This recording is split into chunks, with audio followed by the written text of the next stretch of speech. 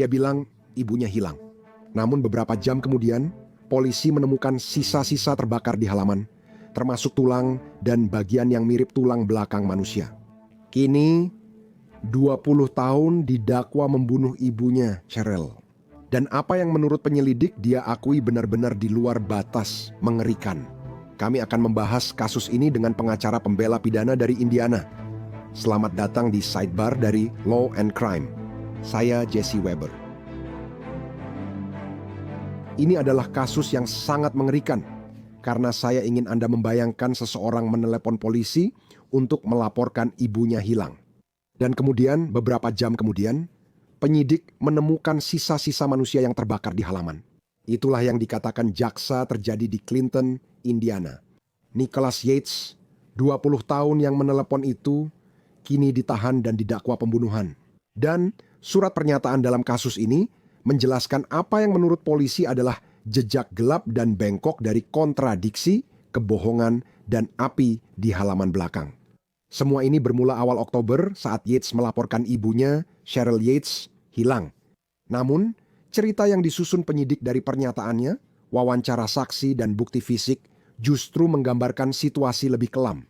Menurut surat pernyataan kemungkinan penyebab, Yates diduga mengakui bahwa dia memukul ibunya saat bertengkar, menyembunyikan jasadnya di dalam kotak kayu, dan menghabiskan waktu berjam-jam membakarnya di lubang api di halaman belakang.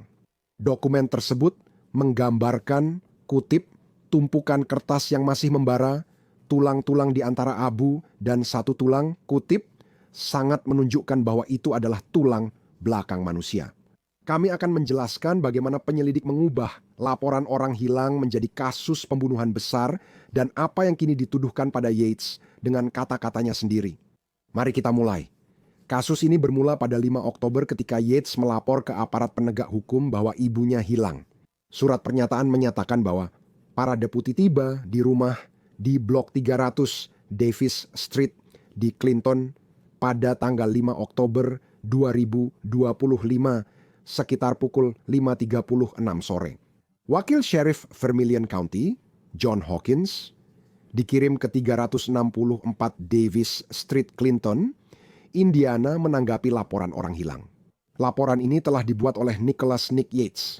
Menurut surat pernyataan, Yates mengatakan pada Wakil Hawkins bahwa terakhir kali ia melihat ibunya, Cheryl, adalah Jumat 3 Oktober dan setelah itu ia terus menelepon ponselnya. Ini yang aneh. Polisi mengatakan dia juga memberitahu bahwa ibunya membawa semua pakaian, kartu tanda penduduk kartu bank, tapi meninggalkan tas tangan, dompet, dan ponsel. Kamu paham? Polisi bilang Yates berkata Cheryl meninggalkan ponselnya. Tapi Yates juga mengaku sempat menelepon ponsel itu. Kenapa menelepon ponsel yang tak pernah dibawa keluar rumah? Saat ditanya, menurut surat pernyataan, Nick mengatakan Cheryl punya ponsel baru tapi masih pakai nomor yang sama. Wakil Sheriff Hawkins kemudian meminta untuk melihat ponsel Cheryl, tapi Nick mengatakan bahwa dia sudah menjualnya karena dia butuh uang. Sekarang, Wakil Sheriff menanyakan izin masuk ke rumah. Yates tampaknya mengatakan bahwa dia perlu berbicara dengan 2 orang yang dia minta untuk tinggal di situ, dengan alasan bahwa mereka perlu tahu apa yang sedang terjadi. Dan ketika didesak apakah dia tahu ada seseorang yang ingin menyakiti ibunya, Gates menjawab, tidak, ibunya adalah orang yang paling baik. Di rumah, para deputi melihat kotak obat Cheryl dan obat-obatannya diambil pagi 3 Oktober tapi tidak setelahnya. Namun di luar, deputi menemukan tumpukan kertas masih membara dekat area pembakaran. Menurut surat pernyataan, Yates mengatakan kepada mereka bahwa dia telah membakar dokumen DCS milik ibunya karena dia tidak ingin mendapat masalah karena memiliki informasi rahasia saat ibunya tidak ada di sana. Namun, ketika penyelidik menyelidiki lebih jauh, mereka menemukan hal mengerikan. Surat pernyataan itu berbunyi, kami melanjutkan ke halaman belakang, di mana kami menemukan tulang belulang di dalam lubang pembakaran. Bentuk dan tampilan tulang itu bisa membuat orang percaya bahwa itu mungkin tulang manusia. Salah satu tulang yang sangat menunjukkan ciri tulang manusia adalah sebuah tulang yang tampak seperti tulang sumsum tulang belakang manusia. Jadi setelah dibacakan hak-haknya, Yates awalnya tampaknya menyangkal keterlibatannya. Namun seiring wawancara berlanjut, saat itulah ceritanya dilaporkan mulai berubah. Kita akan membahas itu sebentar lagi. Untuk membantu penjelasan, Saya ingin menyambut kembali pengacara pembela kriminal Indiana, Andrew Baldwin, ke sidebar. Andrew, terima kasih banyak sudah meluangkan waktu. Saya sangat menghargainya. Senang bertemu denganmu, Jesse. Bagaimana Anda akan menangani kasus di mana terdakwa awalnya melaporkan orang hilang, tetapi kemudian diduga memberikan pernyataan yang tidak konsisten kepada polisi? Ini tuduhan Yates tentang ibunya dan teleponnya. Bagaimana Anda menangani kasus seperti ini? Ya, menurut Bray saya dari kasus-kasus seperti ini dan mungkin ini mengejutkan bagi sebagian orang sebenarnya justru lebih mudah untuk disusun strateginya karena sejak awal Anda sudah bekerja dengan sesuatu yang sangat buruk. Anda tahu dan Anda mencoba memikirkan bagaimana cara memperbaikinya.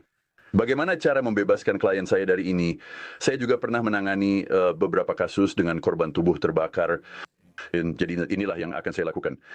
Saya juga akan meminta sidang cepat, ini biasanya 70 hari di Indiana dan sebagian besar negara bagian. Anda tidak ingin memberi kesempatan kepada negara bagian untuk mulai membawa tulang-tulang itu kemanapun. Mereka akan membawanya untuk mulai mempelajari apakah apa yang dikatakan oleh Nick terdakwa itu benar atau tidak. Pada akhirnya pembelaan di sini tidak sulit karena ini bukan kasus pembunuhan. Yang dia jelaskan dalam pengakuannya. Jika Anda ingin menyebutnya begitu, adalah bahwa dia marah kepada ibunya, dan dalam keadaan emosi, dia memukul ibunya. Setelah memukul ibunya, ibunya terjatuh dan terluka, dan tidak terlalu aneh jika seseorang yang sangat khawatir dianggap sebagai pembunuh, meskipun itu sebenarnya lebih seperti kecelakaan setelah pemukulan, orang itu melakukan hal-hal yang dia lakukan, membawa tubuhnya, mencoba membakarnya. Maksudnya, saya tidak bilang itu reaksi normal. Saya tahu. Saya ingin itu dipahami. Maksud saya setidaknya bisa diperdebatkan di depan juri. Ya, Anda nggak ingin jaksa punya banyak waktu memikirkan hal ini, jadi sidang dipercepat. Itu sudut pandang yang menarik. Saya ingin bertanya, Anda tahu ketika Anda berurusan dengan tumpukan pembakaran, ketika Anda berurusan dengan tulang, pengujian seperti apa yang akan dilakukan oleh pihak pembela terhadap ini? Atau apakah Anda akan berkata, "Hei, dengarkan, mari kita akui saja kan? Mari kita akui pembakarannya. Tidak ada lagi yang perlu dicari di sini." Tapi Anda khawatir jika Anda terlalu mendalami pengujian, para ahli Anda, para ahli dari penuntut, maka mereka bisa sedikit masuk ke, kami bisa mengetahui jenis luka apa ini. Kami mungkin bisa mengetahui rangkaian peristiwanya. Itu maksud Anda kan? Itu yang sedang kita bicarakan tentang pengujian. Ya benar, sekarang saya tidak tahu kondisi tulang-tulang itu atau apakah ada tengkoraknya karena sepertinya dia mencoba mengklaim bahwa tengkorak itu membentur peti kayu atau sesuatu seperti itu. Itulah yang akhirnya menyebabkan kematiannya. Kalau tengkoraknya masih ada, kamu pasti tak mau memberi mereka waktu untuk mengujinya. Lalu mereka bisa berkata ceritanya tak sesuai dengan bukti yang ada. Mari kita bahas. Surat pernyataan ini merinci, menurut saya cukup mengerikan, bagaimana penyelidik menyebut cerita Yates langsung runtuh. Setelah polisi menemukan yang diduga tulang manusia, Yates dibacakan hak-haknya dan awalnya mengaku belum melihat Cheryl selama sebulan. Polisi mengatakan bahwa Yates juga menunjukkan kepada mereka sebuah aplikasi yang menampilkan lokasi terakhir Cheryl yang diketahui di sebuah aula bingo, dan itu terjadi pada tanggal 3 Oktober.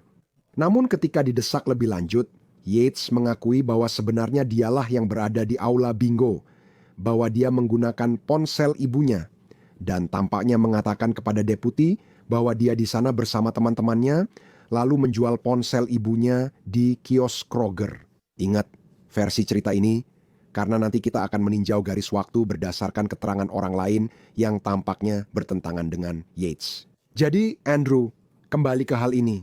Apakah kamu langsung menerima bahwa ini, seperti yang kamu katakan, adalah sebuah pengakuan? Atau apa saja strategi hukum yang umum untuk menantang atau memberi konteks pada apa yang dikatakan terdakwa? Dan seperti yang kita berdua tahu, inilah alasan mengapa seorang tersangka atau terdakwa biasanya menyewa penasihat hukum dan tidak mengatakan apapun karena kamu tidak ingin harus membereskan semuanya setelahnya. Tapi, bagaimana kamu menantangnya? Jerry Spencer, pengacara pembela kriminal terkenal, selalu berkata bahwa saat kamu menjelaskan, kamu kalah. Dan kamu selalu harus menjelaskan atau mencoba menjelaskan kepada klienmu jika mereka sudah mengatakan sesuatu. Jadi seperti tempat yang kamu lakukan, membuat pengakuan itu dibatalkan, membuatnya tidak berlaku. Ada sedikit di sini setelah membaca surat pernyataan kemungkinan penyebabnya. Ya, menurut saya itu kurang berhasil ya, tapi jika kamu tidak ajukan sidang cepat, lebih baik coba jalur ini. Di Indiana kita punya yang disebut hak perdel, dan itu artinya sebelum kamu masuk ke rumah seseorang, sebelum kamu masuk ke mobil seseorang, kamu harus memberitahu orang itu bahwa kamu tidak harus membiarkan saya masuk ke rumahmu. Kamu tidak wajib membiarkan saya masuk mobilmu. 2 minggu lalu, saya menangani kasus di mana hakim membatalkan bukti utama karena pelanggaran perdel. Jadi saudara apa itu? Jika kamu ditahan, mereka wajib membacakan hak perdelmu sebelum kamu masuk rumah, dan disinilah mereka bisa kalah. Nah, dalam kasus ini, seperti yang baru saja kamu katakan, Jesse, mereka sedang berbicara dengannya dan mereka menyadari, polisi menyadari bahwa ceritanya tidak konsisten. Sebenarnya, saya bilang dia melakukan kejahatan di depan mereka dan melanggar hukum karena berbohong pada polisi. Itu bisa dianggap menghalangi proses hukum. Terjadi saat dia berkata ibuku di aula bingo. Oke, bukan. Aku yang di aula bingo. Nah, sekarang dia sudah berbohong. Dan sekarang argumen hukum dari terdakwa adalah, sekarang Anda tahu bahwa dia telah melakukan kejahatan, seharusnya Anda membacakan hak-haknya saat itu juga. Anda tidak membacakan hak-hak perdel setelah itu, lalu meminta izin masuk ke rumahnya. Setelah mereka masuk ke rumah dan melihat tumpukan pembakaran, semua bukti harus dibuang. Anda bisa memilih jalur itu. Anda bisa menggunakan itu sebagai alat tawar. Coba yakinkan jaksa bahwa kita bisa menang, jadi mengapa tidak turunkan menjadi pembunuhan sukarela atau karena kelalaian agar terhindar dari drama persidangan dan buang waktu. Banyak dari ini adalah bukti lemah. Sebelumnya saya sebutkan, para penyidik mencatat khusus saat menginterogasi Yates. Ketika polisi bertanya apakah ada yang ingin menyakiti Cheryl, Yates menjawab tidak, dia orang yang paling baik.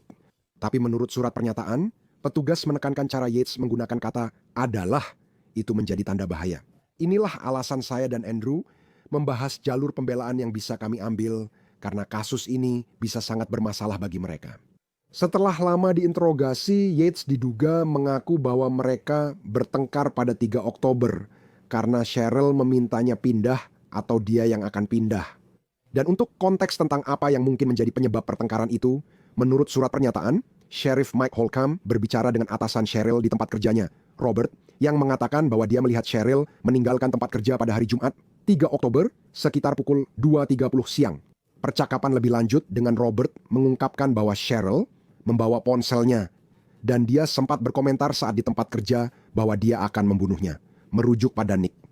Saat dia sampai di rumah, menurut Robert, Cheryl mengatakan bahwa Nick telah menghabiskan semua uangnya dan Cheryl yang membayar semua tagihannya.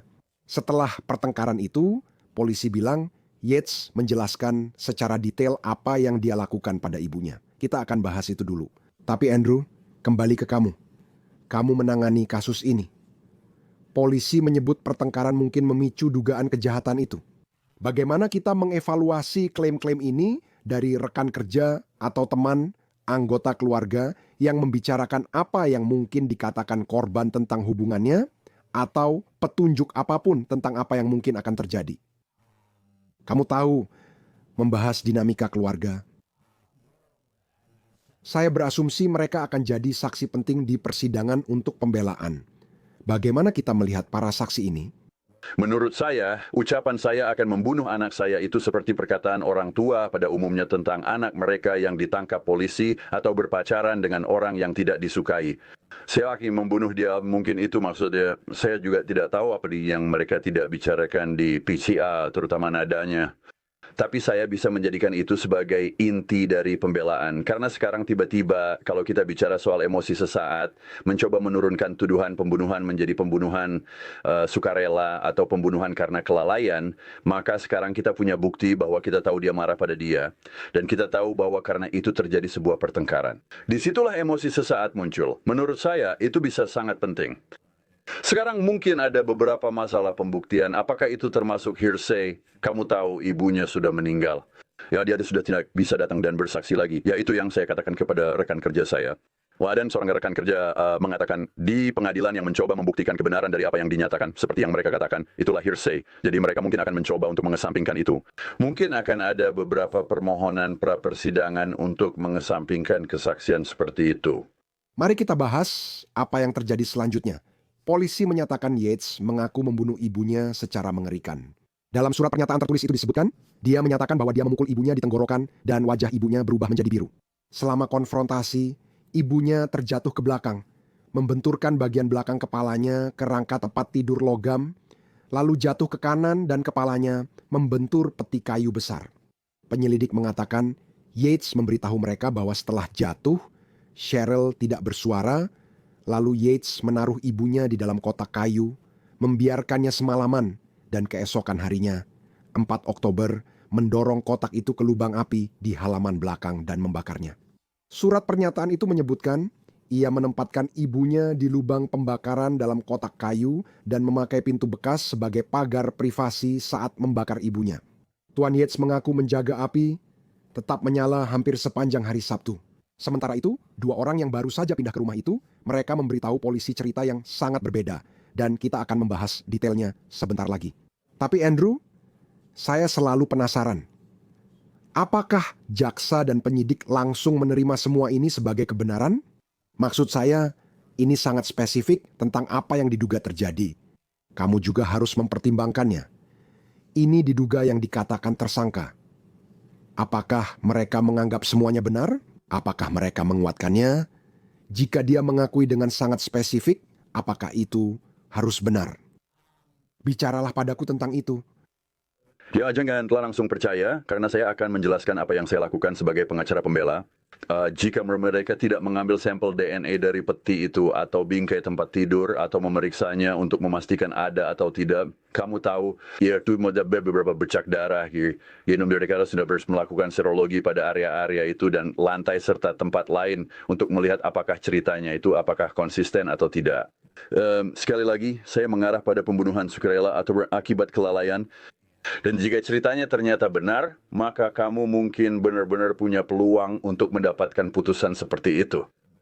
Tapi jika kalian, para polisi, penegak hukum, tidak melakukan hal-hal itu, maka kami di pihak pembela akan benar-benar memanfaatkan hal tersebut. Kamu tidak melakukan ini, bukan? Kamu seharusnya melakukan itu, bukan? Itu adalah kesalahan, dan prajurit memang pantas mendengar kesaksian seperti itu. Kamu juga ada berusaha memprovokasi juri soal penyelidikan yang tidak semestinya jika memungkinkan. Jadi, mari kita kembali ke 2 orang ini yang baru saja pindah masuk. Sebelumnya, saya bilang, polisi menyatakan Yates mengaku bersama teman-temannya di Kroger saat menjual ponsel ibunya pada 3 Oktober. Namun menurut surat pernyataan, 2 orang ini menyatakan mereka tidak pernah ke kios Kroger bersama Yates, dan Yates menghabiskan hari setelah Cheryl hilang dengan bersih-bersih, seperti mencuci spray tempat tidur, berbelanja, serta membayar sebagian besar barang dengan uang tunai.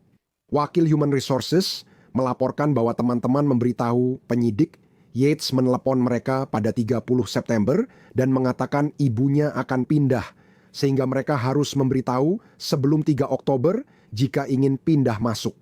Sekarang Andrew, kamu dan aku sudah membicarakan kemungkinan kasus ini sebagai pembunuhan tidak disengaja dibandingkan pembunuhan, kan? Apakah detail seperti ini membuatnya lebih rumit? Aku pernah lihat kasus sebelumnya di mana seseorang terlihat sangat buruk. Mereka melakukan segala cara untuk membersihkan tempat kejadian perkara, memastikan mereka tidak tertangkap. Itu tidak selalu berarti bahwa mereka dengan darah dingin membunuh seseorang. Seseorang bisa saja meninggal dalam situasi berbeda. Mereka panik dan menyembunyikan mayatnya, mungkin ini pembunuhan tak sengaja. Tapi ini memang menimbulkan banyak pertanyaan tentang sifat sadis dari tuduhan-tuduhan ini, bukan? Jika seseorang mampu melakukan ini dan menutupinya terhadap ibunya sendiri, apakah terlalu jauh bagi juri untuk percaya? Tunggu dulu, saya mempercayai orang ini. Kalau dia bisa melakukan ini, mungkin dia benar-benar membunuh ibunya, dan bukan hanya karena emosi sesaat saja. Ya, menurut saya sangat menyakitkan melihat dia keluar menghabiskan uang dan semacamnya. Kamu jadi membayangkan sosok anak nakal yang malas yang ada di rumah itu. Begitulah cara saya menggambarkannya sebagai jaksa. Dan begitu dia meninggal, apakah dia menangis karena kecelakaan yang terjadi setelah momen emosi itu? Apakah dia sedih? Apa yang dia lakukan? Dia justru membawa 2 orang ini keluar untuk membeli makan malam dan kebutuhan mereka. Ini tidak memberikan kesan baik untuk Nick karena dia keluar lagi menghabiskan uang seolah-olah memanjakan 2 temannya yang kemudian dia bawa masuk. Sepertinya ini hampir seperti rencana. Misalnya, ibuku tidak pergi karena ibunya bilang akan pergi dan dia tidak mau sendirian. Kalau ibuku tidak pergi, maka aku akan membunuhnya dan aku akan mengambil uangnya, lalu menghamburkannya untuk teman-temanku yang akan tinggal bersamaku. Dan itu membuat upaya tersebut, argumen pembunuhan sukarela, argumen emosi sesaat menjadi sangat-sangat sulit. Tinggal satu ranjau lagi yang perlu kamu hindari di persidangan. Ngomong-ngomong, apakah ini kasus di mana dia harus bersaksi untuk menjelaskan hal-hal ini? Larry Posner dikenal sebagai ahli pemeriksaan silang dan taktik persidangan serta tidak pernah ingin kliennya duduk di kursi saksi. Saya tidak setua dengannya, tapi saya tidak ingin menempatkannya di kursi saksi. Maksud saya, dia sudah seperti menenggelamkan kapalnya sendiri dengan apa yang dia katakan kepada polisi, dan saya rasa dia mungkin tidak bisa. Kamu coba, itu pilihannya, itu hak konstitusionalnya, dan kamu bekerja dengan setiap klien yang saya bawa ke persidangan. Kami bekerja bersama jika mereka akan bersaksi, tapi saya tidak bisa membayangkan itu akan menjadi ide yang bagus. Pertanyaan hukum untukmu. Karena pada 7 Oktober, jaksa resmi mendakwanya dengan tuduhan pembunuhan berat. Dia mengaku tak bersalah dan ditahan tanpa jaminan. Catatan pengadilan menyebut dia akan ke pengadilan lagi Januari untuk konferensi pra-persidangan dan sidang juri Februari. Kenapa pembunuhan berat? Jadi pembunuhan disberat itu kami para pengacara pembela tidak suka. Karena dalam pelaksanaan suatu tindak pidana, seseorang meninggal. Seseorang itu meninggal saat buat tindak pidana berniat membunuh atau tidak, jadi tidak penting. Itu tetap dianggap pembunuhan berat. Ini semacam jalan pintas bagi jaksa ketika mereka khawatir tidak bisa membuktikan adanya niat. Saya tidak terlalu yakin apa tindak pidana yang mereka pikir dia lakukan. Jadi itu biasanya akan menjadi sesuatu yang perlu dijelaskan. Itu mungkin penyerangan kan? Faktor pemberat. Bisa saja, tapi itu juga dari sudut pandang hukum bisa menjadi bagian dari unsur dasar kejahatan tersebut. Dan karena itu kamu mungkin tidak bisa menggunakan pembunuhan karena kejahatan berat untuk itu. Tapi kamu tahu biasanya, supaya semua orang di luar sana tahu, misalnya kalau kamu adalah sopir dalam perampokan bersenjata dan tidak ada yang menyangka akan ada yang mati, lalu seseorang mati dan kamu tidak ada hubungannya dengan itu tetap dianggap pembunuhan karena kejahatan berat. Itu contoh klasiknya. Atau kalau kamu menculik seseorang dan misalnya kamu tahu, kamu memasukkan mereka ke dalam kotak untuk menyembunyikan mereka dan mereka meninggal, kamu mungkin tidak berniat mereka mati, tapi saat melakukan penculikan mereka meninggal. Itu juga dianggap pembunuhan karena kejahatan berat. Ide tentang persidangan yang dijadwalkan pada bulan Februari terasa agak cepat. Kamu tadi menyebutkan tentang persidangan cepat. Menurutmu, pertama-tama, apakah jadwal itu benar? Apakah menurutmu persidangan benar-benar akan tetap berlangsung di bulan Februari? Kemungkinan besar tidak, karena sebagian besar pengacara biasanya tidak siap mengambil opsi persidangan cepat. Tapi saya harus bilang sesuatu, untuk kasus seperti ini, kamu harus berani ambil risiko besar. Kamu harus mengacaukan ritme jaksa penuntut. Dan persidangan cepat, itulah caranya. Memang mudah untuk mengomentari setelah kejadian, atau mungkin ini lebih tepatnya mengomentari di hari Sabtu pagi, tapi itu bisa jadi cara untuk mengacaukan ritme jaksa penuntut dan juga membuat mereka mulai berpikir, wah, saya sebenarnya belum siap sebagai jaksa penuntut dan saya tidak mau membebaskan dia. Karena salah satu solusi jika jaksa tidak siap dalam 70 hari adalah membebaskan terdakwa. Itu bisa membuat jaksa berpikir, saya jaksa, saya belum siap. Ya, saya siap membahas pembunuhan sukarela, tetapi kemungkinan kecil ini terjadi. Maksud saya, jaksa penuntut ini kasus besar. Kasus ini disorot. Baik, bukan pengadili dia dalam 70 hari. Namun, itu mungkin justru langkah yang sangat cerdas dari pihak pembela. Kasus ini sangat mengganggu dan berat bagi pengacara pembela karena dugaan bukti yang ada. Tapi saya menghargai Anda yang sudah menjelaskan semuanya, mencoba memikirkan kemungkinan-kemungkinan yang bisa terjadi. Andrew Baldwin, saya selalu senang jika Anda hadir di sini. Terima kasih. Senang bertemu denganmu, Jesse. Terima kasih. Tapi itu saja yang bisa kami sampaikan untuk kalian saat ini di Sidebar. Semuanya, terima kasih banyak sudah bergabung bersama kami. Jangan lupa berlangganan di YouTube, Apple Podcast, Spotify, atau platform podcast lain. Dan ikuti saya di X atau Instagram. Saya Jesse Weber. Sampai jumpa di kesempatan berikutnya.